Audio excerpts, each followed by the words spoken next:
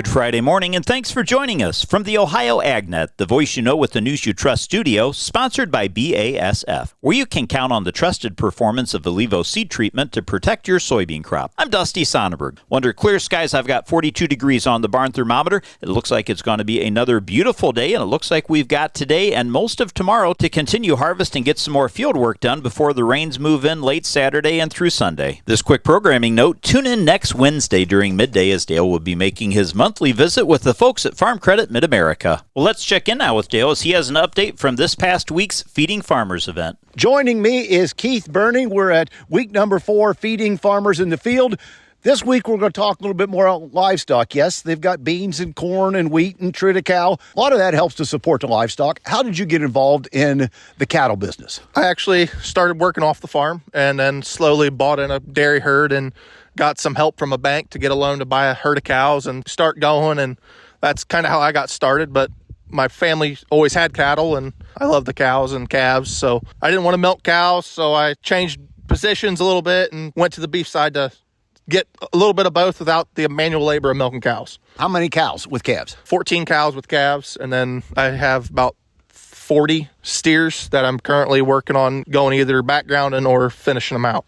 And you hope to be able someday to be able to sell freezer beef off the farm. What got your interest in that? I got that interest of kind of helping some neighbors and some landlords to try to get some connections to get some more farmland to expand the farm a little bit more. Is kind of, hey, this is my product. You help me out with taking your farm or field or whatever, and then I take the feed off of it and I bring you back a product that you can eat, and that's delicious. It's a great way to be able to do it. Now, with the cows, you mainly a black cow base, but you seem to like some of the white calves. Where's that coming from? I've kind of transitioned on. I had a full black Angus herd, and then I got a little bit of Hereford mixed into it from some white black face cows. And then I've started crossing with Charolais to get the rate of gain process up from the Charolais calves with the marbling effect from the Angus to try to create a better product for consumers to eat. Doing it your way. Yeah, that's the only way I know how, is working hard and trying to figure it out as much as I can. I've been visiting with Keith Burning, week number 4 winner of Feeding Farmers in the Field. Thanks, Dale. Taking a look at your agricultural headlines, if you think that it has been warm going later into the fall than in past years, you're not wrong. So far this fall season, harvest and field work have largely been done in a freeze-free condition across the United States, and that's not a rare occurrence anymore. A study of the first freeze occurrence by Climate Central finds that since 1970, the first freeze by and large arrives later in 204 U.S. cities that were reviewed across the country, and the study is based on an open access temperature data from the National Oceanic and Atmospheric Administration. Out of those 204 cities that were reviewed in the contiguous United States, the date of the first freeze was later 88% of the time. So on average, the first fall freeze now arrives 12 days later than it did back in the early 1970s. And the change is not surprising when you consider how the fall season temperatures have changed. Except for a handful of counties in the Midwest and the Southeast, fall warming covers the entire lower 48 states, and the warming is especially notable in the northern Midwest, the Great Plains, the Southwest, the International Mountain West, and the Northeast. In these regions, the fall temperatures are 3 to 4 degrees higher than they were back in the early 1970s. Now, digging deeper into the areas representing the central U.S. cropping areas, they find that the first freeze arrives mostly 1 to 2 weeks later than it did back in the 1970s. That's significant. The later arriving freezes mean there's longer active seasons for pests, a longer period for allergies, and for many fruit crops, lower yields because of the reduced chilling date. On the other hand, the later occurrent fall freeze can give corn and soybeans the extended ripening time, which favors the yields. For the biggest delay in the first freeze compared with 1970, it's hard to top what's going on right now in Reno, Nevada. The average first freeze in Reno has shifted from the third week in September back in 1970 to the first week in November. That's 41 days later, almost 6 full weeks that they've seen a change. Well, let's take a look now at that Friday morning weather forecast brought to us by Seed Consultants. Simply better performance, online at seedconsultants.com. Another warm day to finish out the week here. I'm Chief Meteorologist Ryan Martin with that Ohio Ag Weather Update, putting together a Friday that doesn't look too shabby overall. Southwest flow was mostly in control here, keeping temperatures elevated. We are watching a weather system, a minor disturbance, move through Michigan and into Ontario. I mentioned that because in northern tier counties, I think we have to watch for cloud cover trying to sneak down in here through the day on Friday. Central and southern Ohio, I don't think we have anything to worry about. But unlike earlier this week on Wednesday, where moisture dove a little bit farther south, I don't think this one has that much of a south push to it. With no moisture on Friday, we're going to be watching for our next frontal boundary to get moving in here over the weekend. Saturday afternoon, clouds thicken up. Saturday evening, showers and thunderstorms start in west and northwestern parts of the state, spreading through the rest of Ohio through the day on Sunday. Combined, looking at anywhere from 1/4 to 1.5 inches, coverage 100% of the Buckeye State. Clearing out overnight Sunday night. Monday looks sunny and dry. Strong southwest flow. We could be very windy on Monday. Tuesday, still seeing southwest flow, but watching a disturbance come through the Great Lakes out of the central and western Corn Belt. At this point, I think moisture largely misses us. A few hundredths to a tenth or two, but as we get forward, then we can see cooler temperatures coming in behind that weather system as we move into the Wednesday, Thursday, Friday time frame next week, and that cool air sits through the weekend of the 25th and 26th as well, even into the week following before another massive warm-up right about the time we get ready to flip the calendar from October into November. I'm Chief Meteorologist Ryan Martin. Thanks, Ryan. Stay tuned. We'll be back with more after this. So many things that can have an impact on agriculture are out of the farmer's control. Yet when the weather doesn't cooperate, markets go lower, or equipment breaks down, the farmer blames themselves. Hi, I am Nathan Brown, a Highland County farmer and a member of the Ohio Farm Bureau Board of Trustees. If you or someone you know is struggling with stress on the farm, text 4HOPE to 741-741 or go visit gotyourbackohio.org. A message from the Ohio Farm Bureau Federation. Taking a look at your agricultural headlines, some marketing assistance loans could provide cash flow options for farmers, but not until FSA offices can reopen. Now, Senate Majority Leader John Thune has been trying to convince the Trump administration to reopen Farm Service Agency offices around the country so farmers can tap into commodity loans during harvest. Congress remained gridlocked after the Senate again failed Thursday to pass a short-term spending bill that would reopen the federal government. Politico reported that Thune, a Republican from South Dakota, has been relentlessly pressing the White House to reopen FSA offices. One of the biggest challenges, however, is that the Commodity Credit Corporation funds also need to be replenished. Now, more than 2,100 USDA service centers remain closed during the shutdown, and that has locked farmers out of the agricultural risk coverage and price loss coverage, or the ARC PLC payments, as well as access to the marketing assistance loans.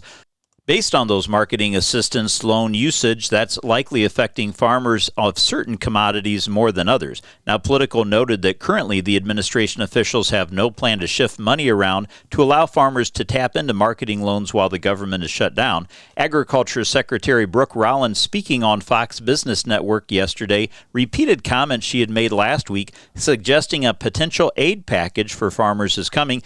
Quote, as soon as the shutdown lifts, we'll be ready to roll something out and really looking at those who are harmed under the current trade negotiations because China is not abiding by their deal. A commodity loan can provide some market flexibility and some quick liquidity if a producer has a way to store the grain, and this could make those marketing assistance loans more useful this year, as farm finance experts have already highlighted that farmers will face cash flow problems. Producers who used alternative financing could also face earlier demands to repay their operating loans. Chris Gibbs, an Ohio farmer and president of Rural Voices USA, told DTN last week in an interview that he plans to get a commodity loan at his local FSA office once it reopened. A marketing assistance loan is a low-interest loan. It's 5%, but it's lower than anything else you're going to get, he said. And as of September, the marketing assistance loan interest rate was 5%, which is set at 1% above the Commodity Credit Corporation borrowing rate, and it's a fixed rate. Gibbs said he will store his corn and soybeans and use the commodity loan to pay off an operating loan that he has nearly 3 percentage points higher in the interest rate. Ideally, within the 9-month loan term, there will be a price rally that he can take advantage of. At least it gives you some cash flow and to pay some fall bills and maybe even purchase some 2026 supplies if you can find them and you can afford them. Of course, the FSA office has to be open, he said. Gibbs added that he doesn't understand why more people don't use them. It's a gift for cash flow even if you don't have an outstanding debt. If you can save 10 to 20% on buying your seed in November or December, you just borrow from the government at 5% and save X amount on the dollars. He said it's an absolute no-brainer. Now, generally, few corn, soybean, and wheat farmers bother using the MLAs, according to the USDA. USDA published national prices at $2.20 a bushel for corn, $6.20 a bushel for soybeans, and $3.38 a bushel for wheat. Now, those prices are considered low, but there's another layer on top of that because counties also have different loan rates tied more to the local basis in the markets. Using the $2.20 national corn price, a farmer putting 50,000 bushels under an MAL would get a $110,000 loan at 5% interest for 9 months. USDA commodity loan activity shows fewer than 505 million bushels of corn were put under a commodity loan last year. That's just about 3.4% of the total corn crop. Only 2% of the 2024 soybean crop was put under a commodity loan, and just over 1% of the wheat crop was. Stay tuned. We'll be back to take a look at the markets after this. Attention construction pros. Purple Wave Auction brings quality equipment to your fingertips. Join our bi-weekly online auctions featuring dozers, excavators, loaders, and more. We provide detailed listings, photos, and seller contact info. Inspect online or in person. With our no reserve policy, every item sells to the highest bidder. Visit purplewave.com today and see why informed builders choose Purple Wave. Transparent processes, real deals. Your next great purchase awaits. purplewave.com. It's the livelihood of Ohio farmers. Planting, fertilizing, tending, and working. Long days, short nights, cab meals, and tractor rides with the kids. It all leads up to harvest. Farmers are parents, siblings, children, and friends, and they're working hard to feed us all. Give farmers plenty of room to work on the roads this harvest season. From all of us here at the Ohio AgNet, have a safe harvest.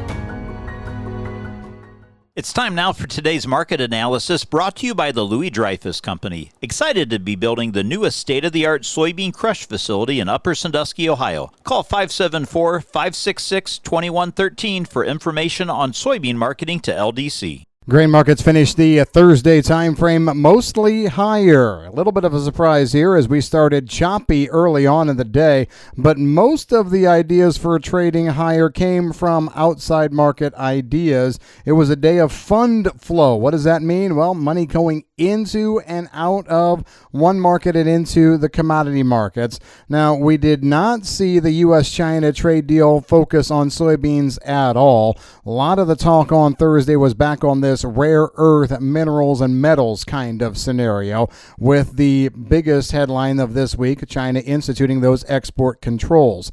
Now, as we move back into the fund side of things, it was the second day of fund buying. These managed money traders typically move in and out of the market within 3-day windows, so that means there could be one more day of this to finish out the week here. Fundamentally, there's no reason for March corn futures to move much more above 440. Rallies into that 440 to 445 March area probably are about all we can do. Trump sources are not really optimistic on China getting a deal done that allows U.S. soybeans to be imported until mid-2026. Let me say that again. Now the talking points are that we don't get an ag-related trade deal with China that goes to help the soybeans at all, moving off of our balance sheet till mid-2026. We saw Chinese soy meal spreads and flat prices suggesting that China has sufficient reserves of soybeans to last until the Brazilian new crop harvest. That comes late January and February. Now, we also heard that China pushed pause yesterday on new purchases of soybeans out of Brazil for both December and January. Why? It costs too doggone much, so China's still doing China things, although with Brazil now rather than the U.S. The U.S.-China trade meeting is going to be focusing on rare earth metals and minerals, and then secondly, an extension of the current tariff pact. Thirdly, ocean freight, fees, and duties from both sides. Fourth, complete ownership transfer of TikTok. Oh boy.